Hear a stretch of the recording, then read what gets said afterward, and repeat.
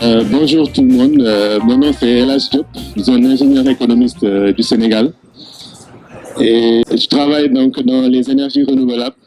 Je développe des applications des énergies renouvelables. Jusqu'à présent, donc, j'ai eu à travailler dans le domaine des télécoms.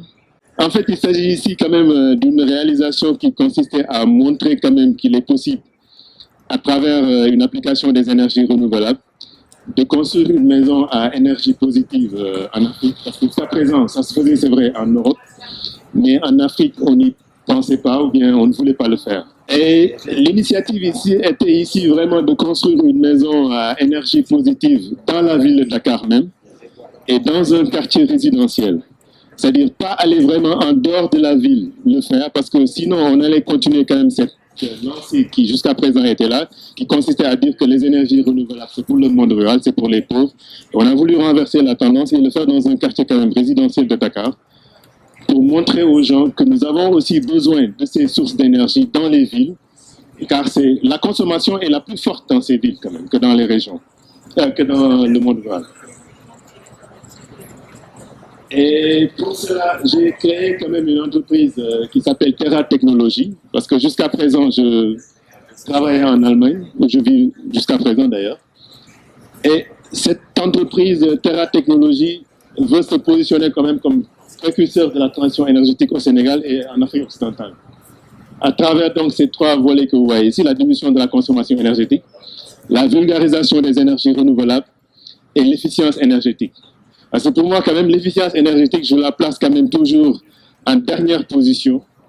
Parce que je crois qu'après avoir conçu un bâtiment ou bien un outil quelconque, il faut, c'est vrai, l'équiper après avec des énergies renouvelables. Et c'est durant l'utilisation du bâtiment, de la maison ou bien même du bateau solaire, comme on en a fait aussi, qu'on se rend compte quand même qu'il y a encore des possibilités d'optimiser à travers une gestion intelligente quand même de l'appareil ou de la maison, on peut optimiser l'efficience énergétique de ce bâtiment-là. Je vous présente rapidement le Sénégal, parce que je me dis peut-être certains d'entre nous ne le connaissent pas. C'est un pays qui est à l'ouest de l'Afrique, carrément à l'ouest, très petit, 196 722 km², qui a une population estimée en 2014 à moins de 13 millions d'habitants. Et nous avons un climat quand même assez sec et tropical, et des vents forts, des harmattan quand même, nord-sud très souvent. Et nous avons principalement deux saisons, une saison sèche et une saison des pluies, la saison des pluies dure à peu près 3 mois. Et vraiment, la problématique qui s'est posée à nous au début d'abord, comme on le voit ici, on se rend compte que c'est un pays quand même où la consommation énergétique augmente d'une manière exponentielle. Chaque année, nous avons presque 8% d'augmentation du besoin énergétique, ce qui correspond à 50 MW, ou bien environ 128 gigawattheures d'électricité. Et cette électricité est souvent très fortement subventionnée par l'État. Et d'ailleurs, ce n'est pas le cas seulement au Sénégal, mais dans tous les autres pays d'Afrique aussi, on a le même problème. Et seulement au Sénégal, l'État sénégalais dépense à peu près 100 milliards de francs CFA pour subventionner l'électricité. Et très souvent, ce sont les gens riches, quand même, les nantis qui en bénéficient. Parce que ce sont les gros consommateurs qui sont dans les villes, qui profitent beaucoup plus de cette subvention de l'État, qui tourne autour de 100 milliards de francs CFA. L'année dernière, elle s'est levée à 120 milliards de francs CFA, ce qui correspond à peu près à 150 millions d'euros. C'est quand même assez énorme. Et d'autre part, dans le pays, on n'a aucune norme quand même existante. En tout cas, quand je lançais le projet en 2007, il n'y avait aucune norme sur l'efficacité énergétique sur le plan national. Et aujourd'hui encore, nous sommes en train de discuter sur ces normes, mais rien n'a encore été adopté jusqu'ici. Et bon, concernant les énergies renouvelables aussi, on s'est rendu compte que l'image était vraiment très négative, quoi. Les gens le considéraient comme le solaire, c'est pour les pauvres, c'est pour les villageois, mais pour la ville, ça ne marche pas. Et puis très souvent même, beaucoup de gens croient que la Société nationale d'électricité interdit l'installation de systèmes solaires dans les villes, alors que c'est archi faux. Je me dis quand même, si on ne perd pas sa facture d'électricité, on est coupé, et qu'on utilise la bougie, les lampes tempêtes ou le solaire pour s'illuminer, ça quand même, ça reste quelque chose quand même que tout un chacun de nous décide. Et lors de mes recherches quand même, je me suis rendu compte qu'avec la construction en terre, je me dis que bon, très souvent on le voit dans les villages africains, le canari que nous utilisons pour conserver l'eau, elle est très fraîche. Et la terre qui a quand même cette spécificité d'inertie thermique qui nous permet de bien conserver la chaleur. C'est dommage quand même que dans nos villes, les gens ont tendance à l'ignorer ou bien même à se départir de ces matériaux de construction, croyant que c'est pour les pauvres, c'est pour les villageois. Et moi, j'ai été agréablement surpris, arrivé à Medellín, de voir tellement de bâtiments en terre, construits en terre ici, et c'est une ville où il fait chaud. Mais vous entrez dans les maisons, il fait frais. Et chez nous en Afrique, ça rime avec pauvreté, ou bien c'est pas moderne. Et donc très souvent, on préfère construire des bâtiments en verre, ou bien en ciment, béton, où il fait excessivement chaud à l'intérieur, et puis après on s'est dit, bon, maintenant on va climatiser. Et moi j'ai dit non, on va essayer quand même de construire une maison en terre moderne, comme les gens l'ont fait d'ailleurs ici dans Medellín. J'étais vraiment ébahi de voir. Bon, je dois avouer que l'idée m'est venue quand même aux États-Unis, à Santa Fe, dans une ville où il fait plus de 45 degrés à l'ombre. Quand je l'ai vu, je me suis dit, mais non, c'est pas vrai quand même. Nous avons honte d'utiliser ce matériau local qui est là en abondance chez nous pour faire des maisons quand même bioclimatiques. Et ici au nord ou bien ailleurs, les gens l'utilisent et je parle avec eux, ils me disent, mais nous l'avons appris chez vous. Et ici à Medellín, on a vu quand même partout, ça a été modernisé. Ce sont des maisons quand même très modernes, où il fait vraiment bon vivre là-dedans.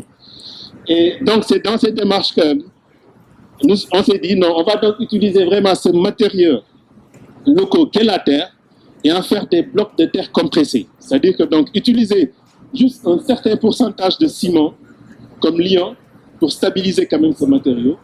Et on en a fait des blocs de terre compressés sans les brûler quand même, quoi. C'est vraiment la terre crue qu'on utilise, quoi. Et là, on a quelques exemples quand même de briques, comme les ourdis ou bien les briques quand même utilisées plus tard pour les coupoles. Et la maison a été construite donc dans une cité, parce que bon, j'ai vu tout à l'heure qu'il y a la SECNA qui a été évoquée. Parce que là, j'habite dans le même quartier que le DG de la SECNA et le DGA de la SECNA. Et nous sommes en train actuellement d'aménager le jardin de notre quartier. On le fait d'ailleurs à deux avec M. Guité, qui est le DG de la SECNA. Et je suis chargé du volet énergétique quand même, et dans notre quartier. Et je l'équipe carrément en solaire. C'est aussi des applications que j'ai développées. Bon, là, nous sommes aujourd'hui en train de parler d'autres choses, mais peut-être si après, dans la discussion, je vais vous montrer aussi d'autres exemples, comme des bateaux solaires que j'ai évoqués tout à l'heure avec le maire de Goma, qu'on est en train de faire. Et donc, la maison a été donc construite carrément en terre, du fait donc de cette spécificité de la terre. Et on a utilisé aussi un type de construction qu'on appelle les coupoles ou les voûtes pour diminuer l'utilisation ou bien le taux de fer et de béton à utiliser dans la maison, parce qu'il fallait aussi que le coût soit raisonnable. Il fallait vraiment construire une maison qui ne coûte pas cher, qui soit moderne, où on peut vivre et quand même qui réponde aux normes, quoi, de confort et de convivialité que nous souhaitons avoir. Et d'autre part, si vous regardez ici quand même, à la fin de la construction, il fallait donc rendre étanche la toiture. Et je me suis rendu compte que très souvent, quand même, dans nos villes, nous utilisons un matériau noir pour isoler quand même la surface de nos toitures. Mais on doit aussi savoir une chose, c'est que 60% de la chaleur qui arrive à travers le toit transperce. Et c'est à cause de ça qu'il fait excessivement chaud dans les pièces. Et je me suis dit, mais pourquoi ne pas utiliser un matériel de couleur blanche qui me permettrait de réfléchir la chaleur que me projettent les rayons du soleil sur le toit, et ça amoindrit quand même la chaleur qui est transportée à travers le toit à l'intérieur du bâtiment. Et là, quand même, c'est un produit qu'on a appliqué, c'était en 2010, parce que la maison a été terminée en 2010. Et depuis lors, on n'a jamais eu de problème d'étanchéité quand même. Et c'est un produit blanc qu'on a appliqué sur le toit et qui est très étanche et l'eau n'infiltre pas. Et il n'y a aucune transmission de chaleur aussi qui est faite à travers le toit dans les pièces de la maison. Là, donc, à gauche, nous voyons à peu près la façade actuelle de la maison, terminée, donc habitée. Ici, c'était encore en construction à gauche, dans la cour. Et même pour les façades, l'enduit a été fait en terre crue. Vraiment, on a utilisé que des matériaux locaux du pays. Et même pour le bois aussi, des portes et des fenêtres, on a essayé de trouver sur place un bois qui résiste beaucoup aux termites, parce que le problème qu'on a aussi avec les constructions en terre, ça attire vraiment les termites et autres. Et donc, on s'est renseigné pour savoir quel est le bois le plus adapté. On s'est rendu compte qu'il existe un bois au Sénégal qui s'appelle le lenké. Et je me suis dit donc ça ne vaut pas la peine d'aller chercher ailleurs un bois qu'on peut trouver sur place. On l'a utilisé, et pour donner un cachet un peu social aussi au projet, il y a une prison qui n'est pas loin de cette maison. Et en parlant un peu avec le directeur de la prison, on s'est rendu compte qu'il disposait d'une menuiserie à l'intérieur de la prison. Et donc ce sont les prisonniers, dans le cadre de leur formation, de leur insertion sociale quand même, qui ont fabriqué toutes les portes et toutes les fenêtres de cette maison. Et c'était quand même un volet social dont je tenais, parce que ça a permis à ces gens quand même d'apprendre un métier, de disposer aussi un peu d'argent pour à la sortie quand même avoir assez de ressources pour se trouver une autre vie quand même. Bon, là c'est une photo de la maison faite il y a 3 semaines, la devanture. Et donc c'est un quartier vraiment où toutes les maisons, c'est une maison construite en R+2 quand même. Et je l'ai voulu moderne, parce que je me suis dit quand même, ça ne devrait pas être seulement une maison 2 chambres salon, parce que ça allait toujours continuer dans cette logique comme quoi c'est toujours, c'est bon quand c'est petit et autres. Et je me suis dit non, je voulais avoir les mêmes conditions de vie à Stuttgart chez moi qu'ici à Dakar. C'est bon, je dis, je voulais vraiment montrer qu'on peut vivre moderne quand même dans une maison pareille. Et hop là, c'est fait. Bon, pour les équipements énergétiques, c'est là aussi on a beaucoup pensé là-dessus. Comme l'a dit tout à l'heure Jean-Pierre, c'est vraiment aberrant sous nos tropiques d'utiliser des chauffe-eau électriques alors que nous avons le soleil dans ces pays-là. Et surtout, la problématique qu'il y a est que chaque personne qui prend une douche le matin, c'est 1,5 à 2 kWh que nous consommons. Et là, beaucoup de gens ne le savent pas. Et donc, dans une maison pareille, il y a 6 personnes qui y habitent en permanence. Par jour, l'eau chauffée avec le courant électrique aurait consommé 9 kWh. Donc, dans le mois, ça aurait fait 300 kWh quand même. Enfin, vu le prix du kilowattheure actuellement au Sénégal, qui est de 120 francs, ça nous aurait coûté autour de 74 000 à peu près. 74 000 francs CFA seulement pour chauffer l'eau pour prendre sa douche le matin. Je me dis quand même c'est assez énorme. Alors que nous avons le soleil qui est là. Et donc nous avons ici un capteur thermique qui nous chauffe l'eau 24 heures sur 24. Pour faciliter la chose, on a utilisé quand même un capteur qui dispose d'un réservoir d'eau froide qui est en haut de 500 litres. Et donc nous disposons, et en bas nous avons un réservoir d'eau chaude de 160 litres. Et ça nous a permis aussi de savoir qu'avec l'eau chaude que nous avons dans la maison, nous pouvons installer une machine à laver. Et le dispositif que vous voyez à côté de la machine à laver, donc prend l'eau chaude directement de la machine à laver. Et de ce fait, la consommation de la machine est diminuée de 80% chaque fois que la machine est utilisée. Donc la machine ne consomme presque plus d'eau. Et ça sont des effets collatéraux positifs que nous avons pu avoir quand même du fait de l'installation seulement du chauffe-eau. Et donc il n'y a plus de lingère dans la maison. Tout le linge est lavé avec la machine qui est là à côté de nous. Et le courant aussi économisé à travers l'installation du chauffe-eau est de 15 kWh par jour.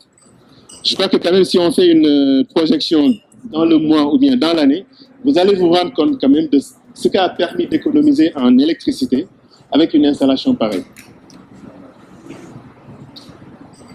Pour l'installation électrique, là nous avons utilisé des panneaux photovoltaïques que vous voyez ici. Et bon, je me suis vraiment dit aussi, ce serait bien d'avoir le matériel le plus moderne possible. Parce que très souvent, quand même, on se rend compte qu'on utilise des équipements, des panneaux polycristallines. Là, j'entre un peu dans la technique. Mais il serait bien quand même vraiment dans des installations pour des résidences de faire attention à avoir des panneaux monocristallins qui ont un rendement quand même plus élevé. Parce que le problème aussi que nous avons très souvent en Afrique est qu'avec la température qui augmente, le rendement des panneaux photovoltaïques diminue. Et ça, beaucoup de gens ne le savent pas. Très souvent, on se dit, oui, nous avons de la chaleur, on produit de l'électricité, alors que ce n'est pas le cas. Là, je viens de faire une installation, ça fait pas longtemps, à Zender, à 1200 km de Niamey, où il faisait plus de 50 degrés à l'ombre. Et le rendement des panneaux a beaucoup diminué quand même. Et très souvent, ce sont des panneaux fabriqués en Europe ou en Asie, selon les normes européennes, qui ont un rendement maximal pour une température de 25 degrés. Et cette température de 25 degrés, on ne les a jamais chez nous en Afrique. Et je me suis rendu compte vraiment à Zender, avec 50 degrés, que j'avais de sérieux problèmes à dimensionner mon système. Et ce serait bien quand même de faire attention à des points pareils, parce que très souvent les gens se disent, oui, nous avons le soleil, ça fonctionne, et ce n'est pas du tout le cas. Avec la température qui augmente, le rendement des panneaux diminue. Et j'ai couplé le système avec un générateur éolien, qui très souvent la nuit fonctionne, parce que on croit que aussi nous n'avons pas de vent. Et j'ai été vraiment surpris de me rendre compte que chaque nuit, le générateur éolien tourne. Et c'est surtout parce que je ne voulais pas trop déranger mes voisins, parce que nous avons quand même une nuisance sonore de 35 décibels. Bon, 35 décibels, c'est pas beaucoup. Et je me dis, la nuit, quand même, quand tout est calme, on entend quand même les rotors vibrer, quoi. Et c'est la raison d'ailleurs pour laquelle j'ai choisi un générateur de faible puissance, seulement 200 watts. Mais chaque nuit, ça tourne quand même et ça produit assez de courant pour surtout approvisionner les lampes de sécurité qui sont allumées. Et comme vous le voyez aussi ici, au niveau de la maison, on utilise tous les appareils modernes dont dispose une maison normale. Quoi. Congélateur, des machines à café, des appareils pour faire des œufs ou bien des grille-pains, des frigos. Le petit frigo que vous voyez là, à côté, c'est un frigo quand même de faible consommation énergétique. Tout à l'heure, M. Jean-Pierre parlait de labellisation des appareils de consommation énergétique, ce qui fait défaut chez nous. Parce que je dois dire que je me suis promené vraiment dans beaucoup de pays d'Afrique, mais nulle part j'ai pu rencontrer des appareils où il était mentionné la consommation énergétique en 24 heures d'un appareil. Alors qu'aujourd'hui, que ce soit à Paris, Berlin ou Londres, un appareil pareil, vous l'achetez, les gens sont tenus de mentionner la consommation énergétique par jour de l'appareil, pour que vous saviez qu'est-ce qui vous attend à la fin du mois. Mais partout, ici chez nous, il est impossible de trouver quelqu'un qui vous donne la consommation énergétique d'un appareil pareil. Le congélateur que vous voyez, qui a une capacité de 250 litres, consomme à peu près 0,5 kWh par jour. La consommation annuelle est de 177 kWh. Vraiment, c'est presque rien du tout. Là-bas, vous pouvez le lire, c'est 142 kWh par année. Et donc, c'est une consommation journalière qui tourne autour de 0,4 kWh. Donc, elle est très, très, très faible.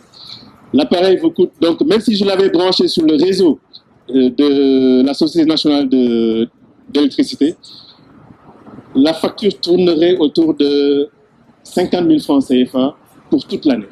Donc, c'est vraiment presque rien du tout. Et le drame, c'est que malheureusement, des appareils pareils ne sont pas disponibles partout en Afrique. Et parce que les gens ne sont pas intéressés à mentionner la consommation énergétique de ces appareils sur l'équipement.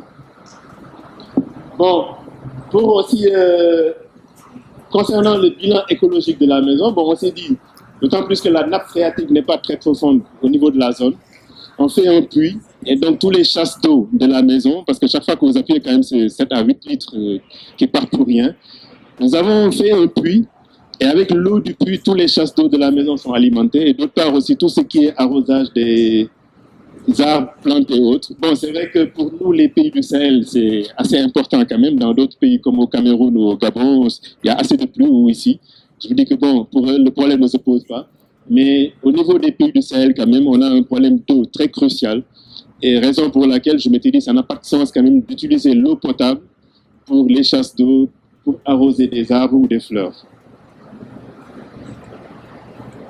Bon, et ça nous a permis de vraiment réduire la consommation en eau aussi de la maison. à travers le puits, et puis d'autre part aussi la machine à laver. Parce qu'on s'était rendu compte quand même que la lingère qu'on avait, qui nous coûtait 30 000 francs CFA le mois, avec les 4-5 bassines d'eau qu'on utilisait, on avait une facture d'eau, enfin une consommation qui tournait autour de 40 mètres cubes par mois. Et aujourd'hui, la consommation d'eau tourne autour de 11 mètres cubes. Quand je quittais, la pompe était défectueuse, et malgré tout, vu quand même le respect des prescriptions données au niveau de la maison, la consommation maximale est tournée autour de 20 quand même, 20 mètres cubes. Bien que la pompe était actuellement défectueuse, parce que je dois la réparer quand même à mon retour au Sénégal. Pour l'électricité aussi, concernant l'électricité, moi je vous dis que très souvent, c'est vrai que bon, on se dit, les changements climatiques que nous constatons au nord ne nous concernent pas, ils émettent beaucoup de gaz à effet de serre, mais je me dis, les conséquences, nous les subissons. Parce qu'en tout cas, dans les villes côtières là, de l'Afrique, on voit aujourd'hui comment, avec l'érosion côtière, nous souffrons de ces problèmes.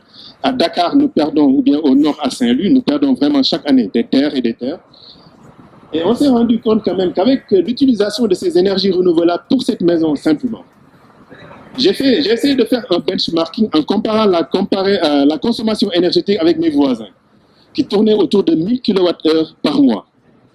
Et pour 1 kWh quand même produit avec des énergies fossiles, le poids de gaz à effet de serre émis est de 980 grammes. Je peux arrondir à 1 kg, à 1000 kg. Et ce qui veut dire que donc ces maisons-là, mes voisins, dans l'année, ils émettent environ 12 tonnes de CO2. 12 tonnes. Bon, c'est vrai, on peut se dire, ça ne nous concerne pas parce que c'est plutôt les Européens que ça concerne, mais non, je me dis que les conséquences, nous les subissons nous aussi. Parce que nous avons des inondations chaque année, nous avons de fortes pluies par-ci, par-là, des sécheresses aussi, de temps à autre, et tout ça, c'est dû quand même à ces changements climatiques. Et je me dis qu'il est temps quand même, nous aussi, que nous commencions à changer de comportement pour diminuer quand même nos gaz là. D'autant plus que nous avons une forte urbanisation qui se développe. Et donc, à travers ce petit benchmark, cette comparaison quand même, on s'est rendu compte que chez moi, alors que je le consomme, je ne produis absolument rien comme gaz à effet de serre. Mes voisins immédiats produisent par année autour de 12 tonnes quand même de gaz. Et là, bon, c'est pour parler aussi un peu du bilan économique, c'est-à-dire montrer vraiment qu'on vit avec un certain confort dans une maison en terre. Je crois que de toute façon, ici à Medellín, on le voit très bien. Là, on voit tous ces bâtiments-là construits en terre. Et donc, ça, c'est une maison à Dakar. Quand je le faisais, beaucoup de gens me disaient, tu rêves, tu es dingue ou quoi. Vouloir faire une construction pareille dans une ville, non, c'est pas possible, ça ne va pas marcher. Et je l'ai imposé, bien que même il y avait des réticences avec le code de l'urbanisme sénégalais. Raison pour laquelle, d'ailleurs, ça m'a pris 2 ans avant d'avoir l'autorisation de construction. Et sinon, concernant toujours le bilan économique, parce que très souvent les gens demandent aussi est-ce que ça coûte moins cher ou non de construire en terre. Et là, j'ai fait une comparaison quand même concernant le prix de revient. CPR, c'est le prix de revient d'une brique en terre et le prix de revient quand même d'une brique en ciment. Parce qu'on voit quand même avec 1,3 tonnes de ciment qu'on utilise comme liant, la terre, elle est là gratuite. Bon, là, moi, j'étais obligé de payer parce que j'étais obligé d'aller chercher la terre à 40 km de Dakar. Il n'y en avait pas. Et il m'était interdit de... Il y avait vraiment beaucoup de restrictions quand même. Et j'étais obligé chaque fois de payer 80 000 francs CFA le camion de 16 mètres cubes. Mais dans certaines zones, dans certaines villes, on pourrait avoir gratuitement la terre et donc j'aurais pu réduire ces coûts-là.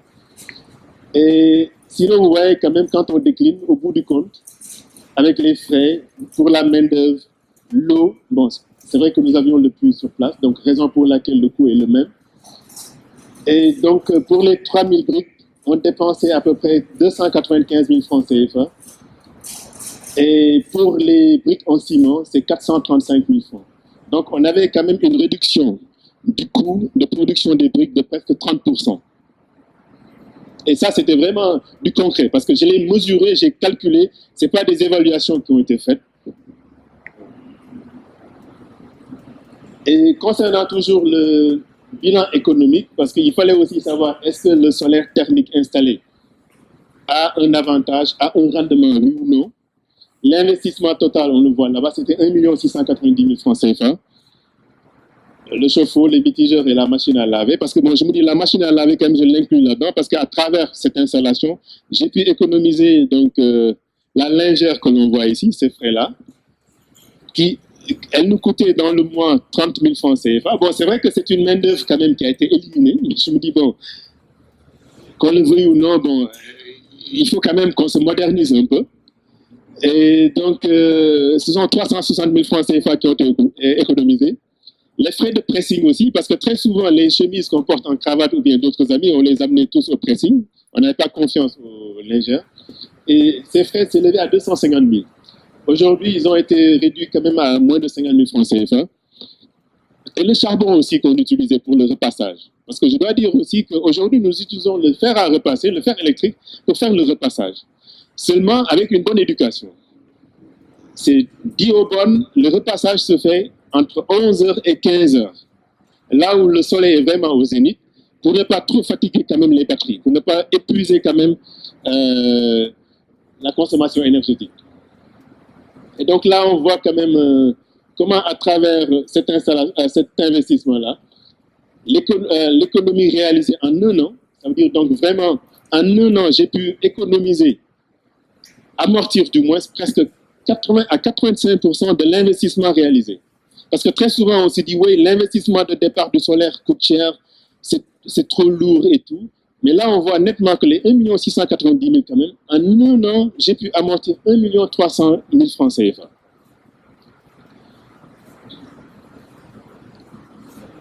Donc, toujours concernant le bilan économique, à cause des équipements utilisés dans la maison, qui sont de faible consommation énergétique, les A++, il fallait donc les faire venir d'Europe. C'est ce qui a un peu alourdi l'investissement de départ, qui tourne autour de 7 millions de francs CFA. Parce que j'ai voulu quand même faire un système très sobre, parce que je me suis dit quand même, quand vous regardez aujourd'hui dans le domaine des télécoms, parce que moi, dans tous les villages en Afrique, on peut utiliser son portable. Pourquoi? Parce qu'il y a des antennes qui sont installées, n'importe où.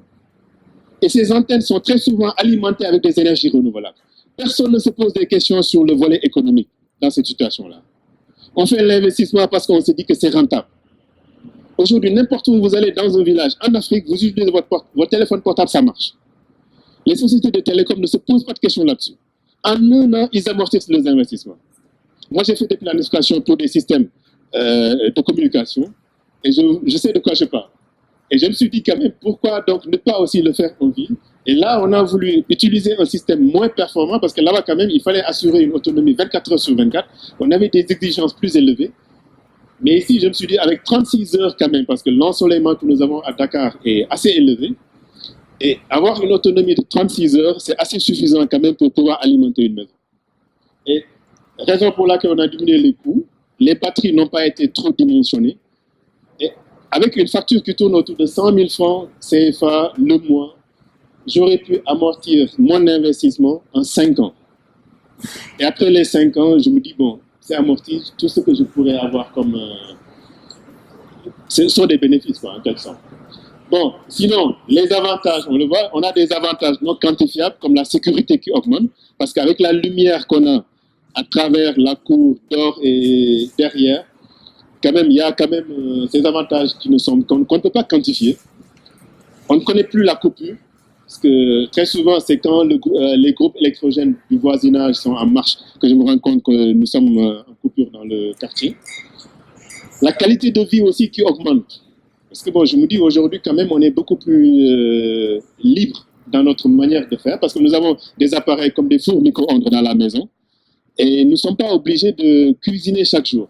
Et vraiment, nous avons une qualité de vie qui a augmenté à travers cette installation solaire. Et l'injection aussi contre rémunération du surplus dans le réseau, parce qu'on s'est rendu compte que chaque jour, vers 15 heures à peu près, les batteries sont pleines. Et très souvent, qu'est-ce que je fais? Si je suis à Dakar dans la maison, je dis aux bonnes, écoutez, est-ce qu'il n'y a pas de linge dans la maison? Mettez la machine à laver en marche pour consommer l'énergie qui est perdue, ou bien est-ce qu'il n'y a pas de linge à repasser pour repasser? Parce que sinon, le courant est perdu quand même. Bien qu'il y a une loi dans le pays, et je crois que même dans beaucoup de pays ça a démarré, mais jusqu'à présent c'est seulement en Ouganda, je crois, où le tarif a été défini. Mais sinon, dans les autres pays africains, nulle part, ça n'a encore été le cas. Et au Sénégal, dans ce même problème, c'est-à-dire qu'il y a une loi qui est là, mais il n'y a pas encore de décret d'application. C'est-à-dire que donc, on a un surplus d'énergie qui est là, disponible, mais qui est perdu. Et que je n'ai même pas le droit de donner gratuitement à mon voisin. Cette énergie ne peut pas être vendue, ne peut pas être donnée gratuitement à qui que ce soit. Donc, cette énergie est perdue. Et cette énergie, j'aurais pu quand même l'injecter dans le réseau, alimenter mon voisinage ou bien même être rémunéré et gagner de l'argent à la fin du mois avec. Et d'autre part, à travers un investissement pareil, on se rend compte que quand même nous, les gros consommateurs, parce que qu'on le dise ou non, les subventions que l'État alloue à l'électricité, les premiers bénéficiaires sont les gros consommateurs. Les gens qui habitent dans les villes, comme mes voisins, qui consomment autour de 1000 kWh par mois. Parce que très souvent, on croit que non, on subventionne l'électricité pour les villageois, les pauvres, mais quand on y regarde plus près, c'est les gros consommateurs qui sont dans les villes qui en profitent le plus. Et ça, à mon avis, c'est presque injuste, quoi. Bon, sinon, nous avons aussi essayé d'établir un bilan social, parce que j'ai calculé le nombre de kilowattheures qui est perdu chaque année, qui s'élève autour de 1500 kilowattheures. Là, j'ai mis les plans quand même de la maison, le rez-de-chaussée, le premier étage et le deuxième étage. Et à côté, un habitat social. Parce qu'à mon avis, au Sénégal, de toute façon, on a évalué que le besoin énergétique d'un habitat social tourne autour de 150 kWh par mois. Et je me dis quand même que si on m'avait permis d'injecter mon surplus d'énergie qui est perdu chaque jour dans le réseau, ou bien même contre rémunération, cette énergie pourrait être mise à disposition pour l'habitat social.